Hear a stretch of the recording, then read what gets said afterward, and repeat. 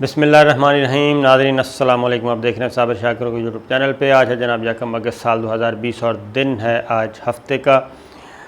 ख़बरें तो हैं ही, लेकिन सबसे पहले तमाम अहले वतन को, तमाम पाकिस्तानी भाइयों को, बहनों को ईद मुबारक। और अल्लाह ताला हम सब के लिए ये ईद जो है वो खुशियाँ लेकर आए और इस ईद पे हम जो भी कुर्बान कर रहे हैं अल्लाह की राह में, अल्लाह ताला उसको कबूल करे और उस कुर्बानी के सदक़े में अल्लाह ताला हमारे मुल्क पे, हम पे रहम करे और हमें तरक्की और खुशहाली अता करे और हमें गलबा अता करे। और उन ममालिक में ख़ास तौर पर अरब ममालिक, मिडल ईस्ट और यूरोप, मगरबी ममालिक जितने भी हैं जहाँ पे ईद हो चुकी है, उनको भी जनाब ईद मुबारक और उनके लिए भी ये ईद खुशियाँ लेके आए।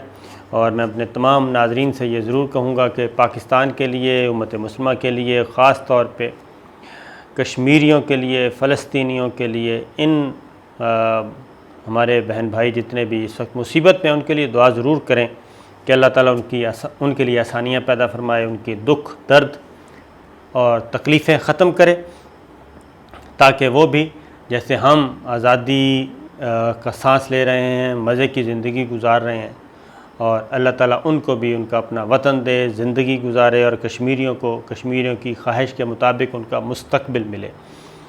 और आलमी बरादरी भी इस जानिब जनाब ज़रूर तवज्जो दे, क्योंकि कश्मीर आपको पता है मकबूजा वादी में तकरीबन 1 साल होने को है जनाब। 361 दिन हो चुके हैं कि वहाँ पे कर्फ्यू है, वहाँ पे हसार में लोग कैद खाने में हैं और बहुत तकलीफ़ दे हालत है। तो वो इंशाअल्लाह हम आपसे कल परसों में वो इन डिटेल मैं आपसे सारी डिटेल करूँगा डिस्कस। तो अब आते हैं जनाब, क्योंकि कश्मीर का ज़िक्र हो रहा है, फ़लस्तीन का ज़िक्र हो रहा है, तो उसमें ये सारे मसाइल जो हैं वो एक इज़राइल के पैदा किए हुए और एक इंडिया के पैदा किए हुए हैं, और दोनों आपस में मिलते रहते हैं, गठजोड़ करते रहते हैं। और मुसलमानों की हमारी कमज़ोरी हैं कि हम आपस में लड़ रहे हैं और एक दूसरे के साथ गुत्थम गुत्था हैं, जिसका फ़ायदा ज़ाहिर है मुखालिफिन उठाते हैं। तो सूरत हाल ये ख़बर जनाब ये है कि एक तो बड़ी इम्पॉर्टेंट ख़बर है, आपको मज़ा आएगा सुन के।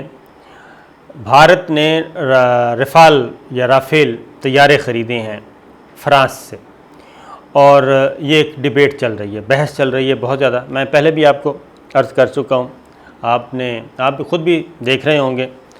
तो इंडिया में इस चीज़ को, अपने अवाम को उनका ज़रा हौसला बुलंद करने के लिए, मोरल बुलंद करने के लिए, इंडियन अवाम का भी और इंडियन फोर्सेस का भी, ख़ास तौर पे इंडियन फ़ौज का, शिकस्त करदा फ़ौज जो है उसका मोरल हाई करने के लिए बहुत ज़्यादा पब्लिसिटी दी जा रही है राफ़ेल को। लेकिन एक और हैंड हो गया है इंडिया के साथ, और अब वो ऐसा हैंड हुआ है, यानी उनके साथ ऐसा हाथ हुआ है कि अब वो हाथ लगा के देख रहे हैं कि उनके साथ क्या हुआ। और उसका इसमें भी, अब जी राफ़ेल में भी पाक फ़िज़ाइया जो है वो घुसी हुई है, और राफ़ेल के बारे में भी पाक फ़िज़ाइया, हमारे अफ़वाज पाक यानी कि पाक फ़िज़ाइया के एयरफोर्स के पायलट्स जो हैं वो राफ़ेल के अंदर जा चुके हैं, उसकी उड़ानें कर चुके हैं, उनकी बारीकियों को भी जानते हैं, उनके मनफी पहलुओं को भी जानते हैं, वो उड़ा चुके हैं, वो तरबियत भी हासिल कर चुके हैं, तरबियत दे भी चुके हैं, और वो राफ़ेल के एक एक पुर्ज़े से वाकिफ़ हैं, एक एक फंक्शन से वाकिफ़ हैं, और जहाँ जहाँ राफ़ेल धोखा देता है और जो उसकी कमज़ोरियाँ हैं उससे वाकिफ़ हैं। ये शायद इंडिया को नहीं पता था पहले से, और अगर पता था तो ओझल हो गया। अब वावेला किया जा रहा है, दर पर्दा इंडिया वावेला कर रहा है, और फ़्रांस जो है वो वजाहतें पेश कर रहा है, और फ़्रांस के सफ़ीर को वजाहत पेश करना पड़ी, और कि नहीं ये वो राफ़ेल नहीं है। हुआ ये कि ये 2016 में राफ़ेल का मुआहदा हुआ था ख़रीदने का फ़्रांस के साथ इंडिया का, और उस वक्त भी मोदी सरकार थी, पहला दौरे हुकूमत था मोदी का, तो उस वक्त ख़रीदने की बात की। लेकिन उस दौरान फिर अमेरिका का प्रेशर आया और उसमें भी रुकावट पैदा हुई, और रशिया के साथ असला ख़रीदना चाह रहा था, वहाँ रुकावट पैदा हुई। राफ़ेल दरमियान में रह गया, और जब राफ़ेल दरमियान में रह गया तो फिर इंटरनली इंडिया के अंदर भी मसाइल पैदा हो गए। अपोजिशन ने शोर मचाना शुरू कर दिया कि इसमें बहुत ज़्यादा कमीशन खाया जा रहा है राफ़ेल की ख़रीदारी में, और ये सस्ते हैं, इसको महंगे दामों लिया जा रहा है, और मोदी सरकार इसमें कमीशन खा रही है। इससे पहले एक बहुत बड़ा स्कैंडल आया था इंडिया का, राजीव गांधी के ज़माने का बोफोर्स स्कैंडल। ये बोफोर्स तोपें ख़रीदी गई थी, और उस वक्त भी इसी तरीके से माहौल बनाया गया था। पाकिस्तान को एक दुश्मन के तौर पे सामने रखा गया था। इस वक्त चाइना को दुश्मन बनाया जा रहा है और इंडिया की तरफ से। तो उसमें बोफोर्स स्कैंडल आया, उसमें भी बहुत माल कमाया था राजीव गांधी एंड कंपनी ने, और इंडिया का सबसे बड़ा मालियाती स्कैंडल कहा जाता है जी किसी भी वज़ीर आज़म के ख़िलाफ़। अब यही स्कैंडल की जद में है नरेंद्र मोदी। खैर, हुआ ये कि 2016 में ये एग्रीमेंट हुआ था, 2019 में ये कतर के पास भी मटेरियल मौजूद था, यानी कि राफ़ेल। तो कतर के साथ पाकिस्तान के ताल्लुकात बहुत अच्छे हैं, अरब ममालिक के साथ तो हैं ही हैं, कतर के साथ भी हैं, और हमारी फ़िज़ाइया, हमारी सिक्योरिटी फोर्सेस, हमारे जो कमांडोज़ की तरबियत है उसमें एक दूसरे के साथ जो है क्या कहना चाहिए, अस्करी ग्रुप्स जो हैं मिलिट्री ऑफिशल्स, वो आते जाते रहते हैं। ये सऊदी अरब की आर्मी के भी आते हैं, NDU में भी आते हैं, कमांडोज़ भी तैयार करके दिए जाते हैं, स्पेशल सर्विसेज ग्रुप जो हमारा SSG कहते हैं वो भी तैयार किए जाते हैं। मुझे ख़ुद सऊदी अरब गया था तो उस वक्त एक बाकायदा तौर पे एक सऊदी फ़ौजी अफसर मिला, उसने दबा के जनाब जफ़ी डाली और उसने कहा कि मैंने पाकिस्तान फ़ौज से तरबियत हासिल की है। तो इसी तरीके से कतर ने उस वक्त पाकिस्तान की फ़िज़ाइया को, पाकिस्तान के पायलट्स को मदऊ किया था और उन्हें कहा था कि हमें ट्रेंड करें।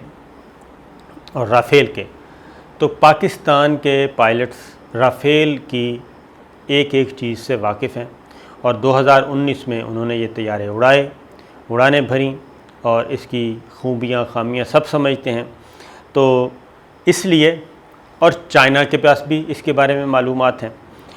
ये मार्केट किया जाता, फ्रांस मार्केट करता है जिसको जनरेशन 4 कह के, कि जनरेशन 4 का है, जबकि चाइना और दीगर जो एक्सपर्ट्स हैं वो ये कहते हैं कि ये जनरेशन 3+ का है, 4 का भी नहीं है। वो 4.5 तक ले जाने की कोशिश करते हैं फ्रांस वाले, लेकिन जो एक्चुअल इसकी रेटिंग है वो है 3+ की, और ये 4 को भी टच नहीं करता।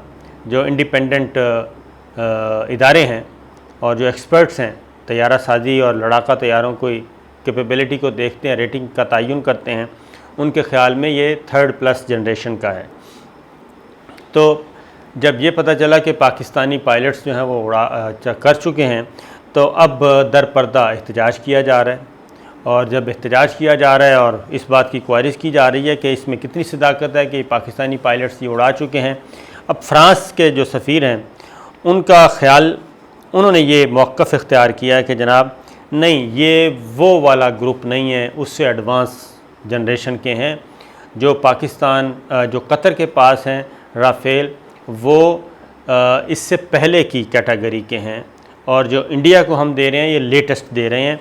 ये एक कहना चाहिए नज़रों का धोखा है, इसके अलावा कुछ नहीं है। और ये जो मर्ज़ी कहते रहें, लेकिन बहरहाल ये एक मुसीबत पड़ी हुई है इंडिया में। और दूसरी जानिब जब चाइना को कहा गया कि जनाब ये हमारे जो राफ़ेल हैं ये बहुत ही कोई आला नस्ल के हैं, तो चाइना ने भी इसकी एक एक चीज़ खोल के बयान कर दी है। और चाइना का ये कहना है कि जनाब, और ये चाइना का सिर्फ कहना ही नहीं है बल्कि इसमें हकीकत भी है, क्योंकि चाइना के पास जो J-20 है वो है स्टेल्थ फाइटर्स तैयारे हैं, और वो बहुत ज़्यादा सुपीरियर हैं राफ़ेल से। राफ़ेल कैटेगरी के जो 3+ जनरेशन के जो आए हैं राफ़ेल इंडिया के पास, तो इंडिया के पास ये कैटेगरी ऑलरेडी मौजूद है Su-30 की सूरत में, और Su-30 जो है, Su-30 जिसे कहते हैं, वो ऑलरेडी पाकिस्तान का JF-17 27 फरवरी को गिरा चुका है। तो J-20 जो है वो JF-17 से भी सुपीरियर क्लास का एक फ़ाइटर जेट है। लिहाजा ये चीज़ सामने आने के बाद उधर जनाब बत्तियां बुझी हुई हैं, और बत्तियां इस तरह से बुझी हुई हैं कि धमकियां दी गई थी कि जनाब इन बिटवीन द लाइन धमकियां दी जा रही थी।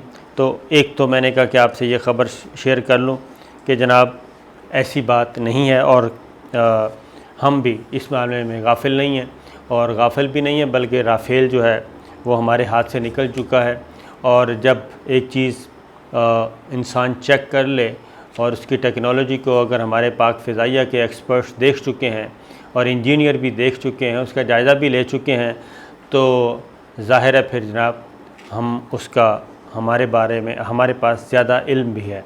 लिहाजा एक तो ये चीज़ थी। दूसरी जानिब वही बात है, सोशल मीडिया पे जो चीज़ें चल रही हैं, गौतम गंभीर ने जो मैंने आपको, हाँ एक और बात, मज़े की बात, एक लतीफ़ा गुफ्तगू है। लतीफ़ा गुफ्तगू इस सेंस में है कि ये इंडिया को खौफ देखें कितना है।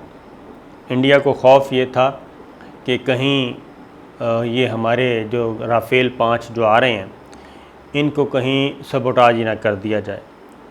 और जब ये फ़िज़ा में इनको जो कवर दे रहे थे, वो सोशल मीडिया पे जब तस्वीर देखी तो वो थी 5 के बजाय 7 तैयारों की। जब 7 तैयारे के जी आ तो 5 रहे हैं, तो ये 7 2 कहाँ से आ गए? तो पता चला कि 2 जो हैं वो Su-30 थे, वो उनकी हिफाजत के लिए थे, और उनकी अब हिफाजत की जा रही है Su-30 के ज़रिए उन 5 तैयारों की।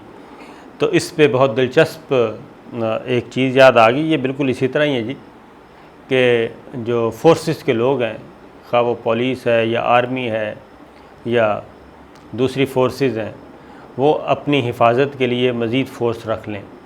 ये ख़ास तौर पे ये जब दहशतगर्दी के ख़िलाफ़ जंग थी तो ये माहौल उस वक्त देखने को मिला। ये जनाब अब मैं आपको बता देता हूँ कि राफ़ेल के बारे में इस वक्त चल क्या रहा है। गौतम गंभीर उन्होंने बड़े मज़े की एक तस्वीर की, और ये आप देख भी सकते हैं। ये देखें जी, ये तस्वीर अगर आप देखें तो इसमें ना ये 5-7 तैयारे नज़र आ रहे हैं, और राफ़ेल आए 5 हैं, तो उनकी 2 हिफाजत के लिए थे। तो एक चीज़ तो ये देख लें। फिर जो सोशल मीडिया पे जवाबात दिए जा रहे हैं, इन्होंने कहा जी बहुत बड़े परिंदे, बिग बर्ड्स जो हैं वो पहुंच चुके हैं। इस पे बहुत ही करारे करारे जवाब मिल रहे हैं, और उन्होंने एक ने कहा है कि जनाब ये सिर्फ़ अपने एरिया में ही रखना, इनको अपने एरिया से बाहर ना निकालना, वरना ये मलबे का ढेर आपको मिलेंगे। रूस से ताल्लुक़ रखने वाले एक सारिफ जनाब माइकल बोरस ने कहा कि ख्याल रखें, इन्हें पाकिस्तान मत भेजना, वरना पाकिस्तानी पायलट्स बड़े परिंदों का शिकार करना खूब जानते हैं। इन बड़े परिंदों को मेरा ही पैगाम है कि अपने घोंसलों में रहें और महफूज रहें। तो इससे आप अंदाज़ा कर सकते हैं कि जनाब ये इस वक्त इंटरनेशनल जो एक्सपर्ट्स हैं और सहाफ़ी हैं, वो सोशल मीडिया पे जो एक्टिव लोग हैं नामवर, वो बहुत ज़्यादा एक्टिव हुए हैं और वो ख़ुद ही जवाब दे रहे हैं। और एक और जनाब ये ऑस्ट्रेलवी सहाफ़ी हैं डेनिस फ्रेडमैन, इन्होंने गौतम गंभीर को क्या कहा? इन्होंने कहा कि ये इस बात को यकीनी बनाएगी कि ये तैयारे सरहद अबूर न करने, वरना वो जादुई तौर पर वो स्क्रैप में तब्दील हो जाएंगे। तो इससे आप अंदाज़ा कर सकते हैं। हाँ, कुछ सार्फिन ने जनाब एक और काम भी किया। कुछ सार्फिन ने गौतम गंभीर को 27 फरवरी का भी याद दिलाया, और ये भी पूछा कि चाय आप पीने आ रहे हैं तो कब आ रहे हैं। और दूसरा ये कि जनाब विंग कमांडर हमारे नौमान और स्क्वाड्रन लीडर हसन सिद्दीकी की तस्वीर भी शेयर की गई और मैंने ख़ुद भी इनको जवाब दिया सोशल मीडिया पे ही कि जनाब याद से एक तो 27 फरवरी को नहीं भूलना आपने, और दूसरा आपने JF-17 थंडर को नहीं भूलना। इन दो को याद रखना, उसके बाद आप राफ़ेल के बारे में जो भी करते रहें ये आपकी मर्ज़ी है। तो ये बड़ी एक दिलचस्प बहस थी, मैंने कहा आपसे शेयर कर लूँ, लाइट मूड गुफ्तगू भी होनी चाहिए। और जब ऐसे हथियार का क्या फ़ायदा जी, अगर ऐसे हथियार हैं और अंदर आपके यहाँ कॉन्फिडेंस है तो फिर इतनी कैंपेन लॉन्च करने का क्या फ़ायदा है। इस वक्त इंडिया में बाकायदा तौर पे सोशल मीडिया पे एक कैंपेन लॉन्च की गई है ऑफिशियली, सिक्योरिटी फोर्सेस की तरफ से भी और गवर्नमेंट की तरफ से भी, और इंडियन इलेक्ट्रॉनिक मीडिया और प्रिंट मीडिया को स्पेशल एडवाइस गई है इंडियन आर्मी की, अजीत डोवल ऑफिस की यानी कि नेशनल सिक्योरिटी ऑफिस की, रॉ की और गवर्नमेंट ऑफ इंडिया की, सिविल गवर्नमेंट की, सबके अलग अलग इनको गए हैं कि जनाब हम में जो चाइना से मार पड़ चुकी है, इंडिया पाकिस्तान के हम दबे हुए हैं, कश्मीर में हम मार खा चुके हैं और कोरोना हमारे बस में नहीं रहा, कोरोना ने तबाही फैला दी है इंडिया में और अभी तक कोई उनका कल सीधी नहीं नज़र आ रही। तो लिहाजा ये ज़रूरी है कि कौम का मोराल जो है वो बुलंद किया जाए। इसलिए ये जो 5 राफ़ेल आए हैं, जुड़िया कर छन्ना तो सारा टब्बर अन्ना, वो पंजाबी की बहुत अच्छी मिसाल है। तो यही कुछ हो रहा है जनाब।